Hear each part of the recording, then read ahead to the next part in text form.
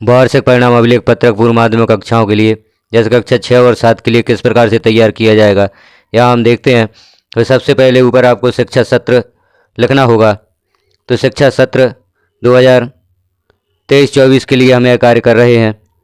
ज़िले का नाम, आपके जो भी ज़िला है ज़िले का नाम लिखें। जनशिक्षा केंद्र का नाम, बसाहट का नाम, साला का डाई स्कोर 11 अंकों का लिखें। विधानसभा क्षेत्र का नाम लिखें। ग्राम पंचायत या नगरीय निकाय लिखें। साला का स्तर पूर्व माध्यमिक पहले से लिखा हुआ है। विकास खंड, गांव या वार्ड का नाम लिखें। साला का नाम लिखें। यहाँ पर कुछ निर्देश दिए गए, इन्हें भी देख लें। वार्षिक परिणाम को इस प्रपत्र में कक्षाध्यापक द्वारा मासिक, अर्धवार्षिक और वार्षिक मूल्यांकन परिणाम को जोड़कर संकलित किया जाए। तत्पश्चात दिए गए अंक चार्ट की सहायता से प्रगति पत्रक में ग्रेड अंकित किए जाएं। इस प्रपत्र में विद्यार्थियों के नाम जातिवार SC ST OBC जनरल के क्रम में लिखे जाएं। यहाँ पर लिखा गया है प्रगति पत्रक। चूँकि अभी वर्तमान में कक्षा 6 और 7 की ऑनलाइन एंट्री RSKMP पोर्टल पर की जा रही है, तो प्रगति पत्रक वहाँ से भी जारी हो सकते हैं, क्योंकि सभी छात्रों की एंट्री कक्षा 6 और 7 के सुविधा लाइव कर दी गई है RSKMP पोर्टल पर। तो वहाँ पर जो भी हम यहाँ वार्षिक अभिलेख पत्रक तैयार कर रहे हैं, इन्हीं अंकों की एंट्री वहाँ पर की जानी है। यहाँ हमें अभिलेख पत्रक में अधिभार निकालने की आवश्यकता है और RSKMP पोर्टल पर जो एंट्री की जा रही है, जो हम मासिक टेस्ट, अर्धवार्षिक मूल्यांकन के अंकों की एंट्री कर चुके हैं, वहाँ पर कुल पूर्णांक में से छात्र ने जितने अंक प्राप्त किए हैं उन्हीं अंकों की एंट्री की जानी है। वहाँ पर अधिभार की एंट्री नहीं की जा रही है। अधिभार की गणना RSKMP पोर्टल द्वारा स्वयं कर ली जाएगी और जो भी छात्र को ग्रेड प्राप्त होंगी वह वहाँ पर प्रदान की जाएंगी। तो प्रगति पत्रक RSKMP पोर्टल पर जारी होंगे। अब हमें यह अभिलेख पत्रक, वार्षिक परिणाम अभिलेख पत्रक पूर्व माध्यमिक कक्षाओं के लिए किस प्रकार से तैयार करना है, यहाँ हम देख लेते हैं। कक्षा लिखेंगे 6 या 7, जिस कक्षा का भी आप अभिलेख पत्रक तैयार कर रहे हैं। परिणाम का सारांश यहाँ पर संख्या भरना है, जैसे नामांकित छात्र कितने हैं आपकी उस कक्षा में जिसका आप परीक्षाफल तैयार कर रहे हैं। इस परीक्षा में, इस कक्षा में कितने छात्र शामिल हैं, उनकी संख्या यहाँ पर लिखी जाएगी। ग्रेड प्राप्तांक प्रतिशत में इस प्रकार से लिखे जाएंगे, जैसे A+ ग्रेड हमें देनी होगी 85 से अधिक प्रतिशत पर, A ग्रेड 76 से 85% पर, B+ ग्रेड 66 से 75% पर, B ग्रेड 56 से 65% पर, C+ ग्रेड 51 से 55% पर, C ग्रेड 46 से 50% पर और D ग्रेड 33 से 45% पर। यदि छात्र 33% से कम अंक प्राप्त करता है, उसे विशेष शिक्षण की आवश्यकता होगी। इस छात्र को E ग्रेड प्राप्त होगी। तो यहाँ पर विषयवार संख्या लिखी जाएगी, कितने छात्र E ग्रेड में हैं। प्रथम भाषा, द्वितीय भाषा, तृतीय भाषा, गणित विज्ञान, समाज विज्ञान। यहाँ इन विषयों में कितने छात्रों ने E ग्रेड प्राप्त की है, विषयवार उनकी संख्या लिखी जाएगी। प्रथम भाषा यहाँ पर हिंदी होगी, हिंदी मीडियम के लिए। अंग्रेजी मीडियम के लिए प्रथम भाषा अंग्रेजी होगी। द्वितीय भाषा हिंदी मीडियम के लिए अंग्रेजी होगी, अंग्रेजी मीडियम के लिए हिंदी होगी। तृतीय भाषा संस्कृत या जो भी छात्र ने चुनी हो, गणित विज्ञान और समाज विज्ञान जो अनिवार्य विषय हैं। अब हम यहाँ पर देखते हैं, जो यहाँ पर कन्फ्यूजन है महायोग को लेकर, वार्षिक परिणाम अधिभार अंक 100 पर दिए जाएंगे और उसी के आधार पर ग्रेड यहाँ पर छात्र को प्रदान की जाएगी। तो वार्षिक परिणाम अधिभार अंक 100 हम किस प्रकार से ज्ञात करें, उसे हम यहाँ पर देखेंगे। यदि हम देखें विषयवार और परीक्षावार, यहाँ हम देख लेते हैं मासिक टेस्ट प्रथम भाषा या मासिक टेस्ट का अधिभार हमें विषयवार 10 अंक लेना है। तो यदि हम यहाँ देखते हैं प्रथम भाषा, द्वितीय भाषा, तृतीय भाषा, प्रत्येक के 10 अंक अधिभार लेते हैं तो 6 विषयों का 60 अधिभार यहाँ पर आता है। लेकिन हमें मासिक टेस्ट के कुल 10 अधिभार की ज़रूरत है। अर्धवार्षिक मूल्यांकन में 20 अधिभार अंक की आवश्यकता है। वार्षिक लिखित मूल्यांकन 60 अंकों की आवश्यकता है और वार्षिक प्रोजेक्ट कार्य में 10 अंक कुल अधिभार की आवश्यकता है। और यदि हम विषयवार यहाँ पर अधिभार अंकों का योग करते हैं, प्रत्येक विषय का योग 6 विषयों का 60 आता है। तो हम कैसे वार्षिक परिणाम अधिभार अंक का योग 100 करेंगे, यहाँ पर हम देखते हैं। वार्षिक परिणाम अभिलेख पत्रक को भरना प्रारंभ करते हैं। तो यहाँ प्रारंभ में हमें विद्यार्थी के संबंध में सामान्य जानकारी देना है। जैसे सरल क्रमांक यहाँ पर 1 से 2, 3, 4, 5, 6, 7, 8 जितने भी छात्र आपकी कक्षा में हैं वह सरल क्रमांक होंगे। छात्र का अनुक्रमांक जो भी आपने उसे अनुक्रमांक प्रदान किया है। छात्र का स्कॉलर प्रवेश पंजी क्रमांक यह साले अभिलेख के अनुसार होगी। पूरा नाम, विद्यार्थी का पूरा नाम, माता का पूरा नाम और पिता का पूरा नाम यहाँ साले अभिलेख के अनुसार लिखा जाएगा। और साले अभिलेख में या दाखिल खारिज पंजी में जो भी छात्र की जन्मतिथि अंकित है वह यहाँ अंकों में लिखी जाएगी। और छात्र की जाति, यह हो जाएगी छात्र की सामान्य जानकारी। अब हम आगे देखते हैं अंकों की प्रविष्टि किस प्रकार से करना है। जैसे मासिक टेस्ट प्रथम भाषा हिंदी में कुल पूर्णांक है 40 और इनका अधिभार ज्ञात करके कॉलम 12 में लिखना है। कुल पूर्णांक में से जो भी छात्र ने प्राप्तांक प्राप्त किया वह कॉलम 11 में लिखे जाएंगे और इन प्राप्त अंकों का अधिभार कितना बनता है वह कॉलम 12 में लिखा जाएगा। अधिभार कैसे ज्ञात करेंगे? जो भी छात्र को अंक प्राप्त हुए हैं उनमें 4 का भाग देकर हम अधिभार प्राप्त कर लेंगे और कॉलम 12 में लिख देंगे। इसी प्रकार द्वितीय भाषा में कुल प्राप्तांक छात्र के 40 अंकों में से जो हैं वह 13 नंबर कॉलम में लिखे जाएंगे और इसका अधिभार कॉलम 14 में लिखा जाएगा। तो इसका अधिभार भी हम प्राप्तांक में 4 का भाग देकर ज्ञात कर सकते हैं। तो मासिक टेस्ट में विषयवार जो भी छात्र को प्राप्तांक प्राप्त हुए हैं उनमें 4 का भाग देकर प्रत्येक विषय का अधिभार यहाँ पर हम ज्ञात कर लेते हैं। अब देखते हैं योग। मासिक टेस्ट अधिभार का योग। हमने 6 विषयों का अधिभार ज्ञात कर लिया है। छात्र को जो प्राप्तांक प्राप्त हुए हैं उनको भी लिख दिया है। अब इनका योग करना है तो कॉलम 12, 14, 16, 18, 20 और 22 जो अधिभार अंक वाला कॉलम है उन कॉलमों में जो भी छात्र को अधिभार प्राप्त हुए, अधिभार अंक प्राप्त हुए हैं उनका योग कर देंगे। अब यदि यहाँ पर योग करते हैं 10-10 अधिभार का तो यहाँ 60 योग होता है, लेकिन हमें आवश्यकता है सिर्फ 10 अंक की। तो यहाँ पर सभी विषयों के योग का एवरेज निकाल लिया जाता है या औसत निकाल लिया जाता है। तो 6 विषयों में छात्र ने जितने भी अधिभार अंक प्राप्त किए हैं उसमें हम 6 का भाग दे देते हैं। तो यहाँ 6 का भाग देने पर अधिभार 10 ही शेष रह जाता है। तो इस प्रकार से मासिक टेस्ट के अधिभार अंक 10 हो जाते हैं। विषयवार अधिभार यदि हम सभी विषयों का जोड़ें तो 60 होता है और यदि 60 में 6 का भाग दे दिया जाए तो यहाँ औसत हमें 10 प्राप्त हो जाता है। तो जो कहा गया है कि अधिभार अंक 10 मासिक टेस्ट के, तो यहाँ हम औसत निकाल कर मासिक टेस्ट के अधिभार अंकों का एवरेज 10 ज्ञात कर लेते हैं। अर्धवार्षिक मूल्यांकन जो कि प्रत्येक विषयवार 60 अंकों का हुआ था, कॉलम 24 में प्रथम भाषा में छात्र को 60 में से जितने अंक प्राप्त हुए हैं उन अंकों को लिख दिया जाता है और इसका अधिभार हमें 20 की आवश्यकता है। तो प्राप्त अंकों में 3 का भाग दे देते हैं। तो यहाँ छात्र को जितने भी प्रथम भाषा में 60 में से अंक प्राप्त हुए हैं कॉलम 25 में उसका अधिभार हमें प्राप्त हो जाता है। इसी प्रकार द्वितीय भाषा में प्राप्तांक जो भी हैं छात्र को 60 अंकों में से उन्हें कॉलम 26 में लिख दिया जाता है और इनका अधिभार कॉलम 27 में 3 का भाग देकर हम ज्ञात कर लेते हैं। आगे देखते हैं अगला विषय तृतीय भाषा। यहाँ पर भी प्राप्तांक 60 में से जो छात्र को प्राप्त हुए हैं उन्हें कॉलम 28 में लिख दिया जाता है और इसमें से अधिभार जो 20 अधिभार की आवश्यकता है, हमें 20 अंक अधिभार की आवश्यकता, इन अंकों में 3 का भाग देकर हम अधिभार ज्ञात करके कॉलम 29 में लिख देते हैं। इस प्रकार से आगे भी प्रत्येक विषय के प्राप्तांक और अधिभार हम ज्ञात करके कॉलम में लिख देते हैं। जैसे 30 नंबर कॉलम में प्राप्तांक लिखना है, 31 में अधिभार लिखना है, फिर 32 में प्राप्तांक लिखना है, 33 में अधिभार लिखना है। इसी प्रकार सामाजिक विज्ञान विषय में छात्र को 60 अंकों में से जो भी अंक प्राप्त हुए हैं वह प्राप्तांक यहाँ पर लिख देते हैं और उसका अधिभार 3 का भाग देकर यहाँ पर ज्ञात कर लिया जाता है। अब यहाँ पर मुख्य बिंदु जो योग वाला है उसे हम देख लेते हैं। यदि यहाँ पर विषयवार अधिभार अंकों का योग किया जाए तो 20-20 अंक करके 6 विषयों का 120 अंक आता है। क्योंकि हमें अर्धवार्षिक मूल्यांकन में कुल 20 अधिभार की आवश्यकता है, तो अर्धवार्षिक मूल्यांकन का योग जो हमने किया है कॉलम 25, 27, 29, 31, 33 और 35 को जोड़कर उसमें 6 का भाग दे देते हैं। तो 6 विषयों का जो औसत होता है वह हमें ज्ञात हो जाता है।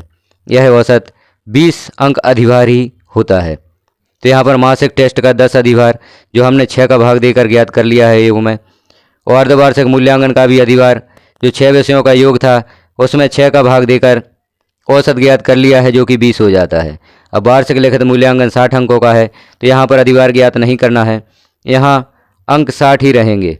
अब इन्हें या अधिभार मान लें या पूर्णांक मान लें। यहाँ प्राप्तांक 60 में से जो भी छात्र को प्राप्त हुए हैं कॉलम 37 में लिखे जाएंगे प्रथम भाषा के, द्वितीय भाषा के कॉलम 38 में प्राप्तांक लिखे जाएंगे, तृतीय भाषा के प्राप्तांक 39 नंबर कॉलम में लिखे जाएंगे। इसी प्रकार गणित, विज्ञान और समाज विज्ञान के जो भी छात्र को प्राप्तांक हैं 60 में से वह लिख दिए जाते हैं। वार्षिक लिखित मूल्यांकन प्राप्तांकों का योग कॉलम 37, 38, 39, 40, 41, 42 को मिलाकर कर दिया जाता है।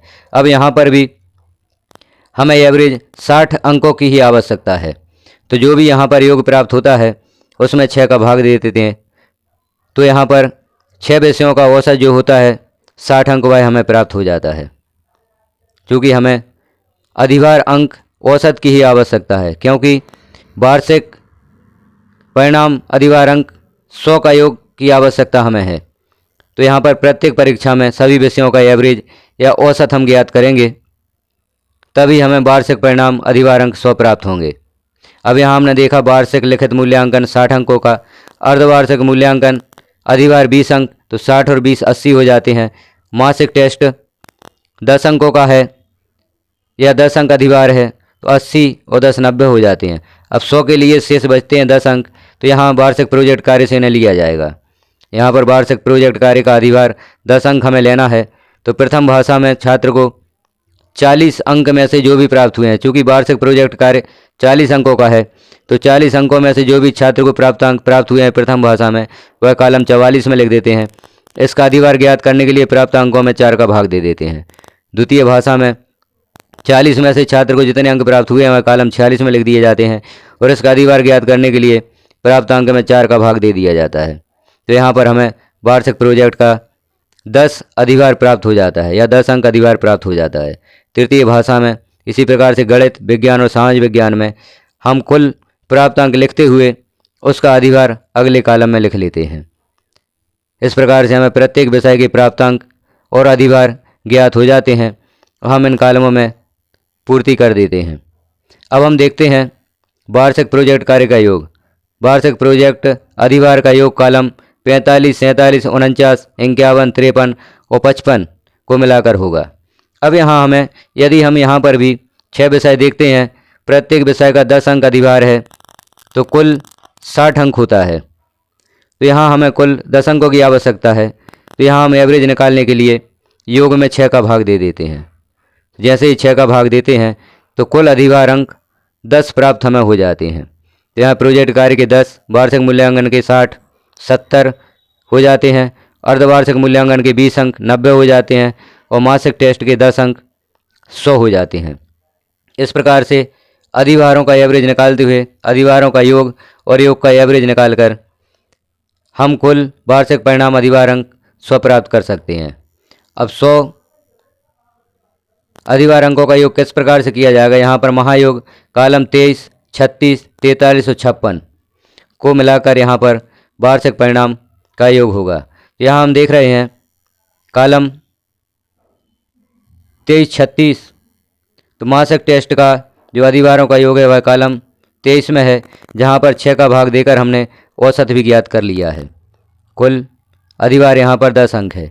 इसी प्रकार से अर्धवार्षिक मूल्यांकन का कॉलम 36 का जो योग है, यहाँ पर भी 6 का भाग देकर हमने औसत प्राप्त कर लिया है। तो औसत कुल 20 अंक अधिभार होगा। इसी प्रकार से वार्षिक लिखित मूल्यांकन कॉलम 43, यहाँ पर भी 6 विषयों का योग करके 6 का भाग देकर औसत ज्ञात हमने कर लिया है। इसी प्रकार से वार्षिक प्रोजेक्ट कार्य का योग कॉलम 56 में 6 का भाग देकर औसत प्राप्त करके कुल अधिभार 10 प्राप्त कर लिया है। अब हम अधिभारों का योग यदि करते हैं तो यहाँ पर हमें अधिभार अंक 100 ही प्राप्त होते हैं और 100 पर जो भी छात्र ने 100 में से अंक प्राप्त किए हैं उसी के आधार पर उन्हें समेकित ग्रेड प्रदान की जाएगी। अब 100 अंकों में से समेकित ग्रेड किस प्रकार से हम छात्र को प्रदान करेंगे तो यहाँ ऊपर चार्ट में दिया गया है। यदि छात्र ने 100 में से 85 से अधिक अंक प्राप्त किए हैं तो उसे A+ ग्रेड दी जाएगी। यदि 100 में से 76 से 85 अंक प्राप्त किए हैं तो उसे ये ग्रेड दी जाएगी। यदि छात्र ने 66 से 75 अंक प्राप्त किए हैं 100 में से तो B+ ग्रेड दी जाएगी। और यदि छात्र ने 100 में से 56 से 65 अंक प्राप्त किए हैं तो यहाँ B ग्रेड दी जाएगी। C+ ग्रेड के लिए 51 से 55 अंक आवश्यक हैं। C ग्रेड के लिए 46 से 50 अंक आवश्यक हैं और D ग्रेड के लिए 33 से 45 अंक छात्र को प्राप्त करना आवश्यक है। इसी प्रकार E ग्रेड 33% से कम जिन छात्रों को प्राप्त हुए हैं उनको E ग्रेड प्राप्त होगी। तो यहाँ सीधी सीधी बात है कि 100 अधिभार अंकों में से छात्र ने जितने भी अंक प्राप्त किए हैं उसी के आधार पर छात्र को समेकित ग्रेड प्राप्त होगी।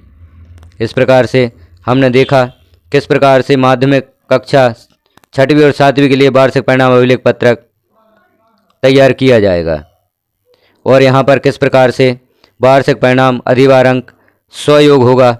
जो एक शिक्षकों के लिए कन्फ्यूजन था कि यहाँ पर 100 योग कैसे होगा, तो यहाँ पर हमें प्रत्येक परीक्षा के विषयों का औसत ज्ञात करते हुए अधिभारों का योग करना है। मासिक टेस्ट का औसत ज्ञात करते हैं प्रत्येक विषय का, तो 10 अंक अधिभार प्राप्त हो जाता है। अर्धवार्षिक का 20 अंक अधिभार औसत प्राप्त हो जाता है। वार्षिक लिखित मूल्यांकन का 60 अंक और प्रोजेक्ट कार्य का 10 अंक, कुल मिलाकर 100 अंक हो जाते हैं। इन्हीं 100 अंकों के आधार पर छात्र को समेकित ग्रेड प्रदान की जाती है, और इन्हीं 100 अंकों के आधार पर वार्षिक परिणाम अभिलेख पत्रक छात्र का तैयार होता है। मुझे विश्वास है यह जानकारी आपकी समझ में आ गई होगी और आप इस जानकारी के अनुसार अपना अभिलेख पत्रक तैयार कर सकते हैं। नीचे हम देख लेते हैं अधिभार किस प्रकार से ज्ञात किया जाएगा। यदि किसी छात्र को किसी विषय में 36 अंक प्राप्त हुए हैं मासिक टेस्ट में, तो उसका अधिभार 10 4 का भाग देकर निकाल लिया जाएगा। 36 में 4 का भाग देंगे तो छात्र को 9 अंक अधिभार प्राप्त होगा। अर्धवार्षिक मूल्यांकन हेतु अधिभार प्राप्तांक बटे 3। यदि छात्र को किसी विषय में 45 अंक प्राप्त हुए हैं, उनमें 3 का भाग दे देंगे, 15 अंक अधिभार प्राप्त हो जाएगा। प्रोजेक्ट कार्य हेतु अधिभार प्राप्तांक बटे 4। यदि छात्र को प्रोजेक्ट कार्य में किसी विषय में 30 अंक प्राप्त हुए हैं, तो 30 में 4 का भाग देकर अधिभार आता है 7.5 अंक। क्योंकि यहाँ पर 7.5 अंक हैं, इन्हें पूर्णांक में 8 लिखा जाएगा।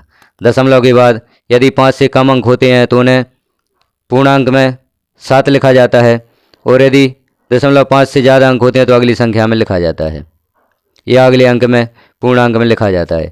जैसे किसी छात्र का अधिभार 8.3 है तो उसे पूर्णांक में 8 लिखा जाएगा, या किसी छात्र को 6.9 है तो वह पूर्णांक में 7 लिखा जाएगा अधिभार।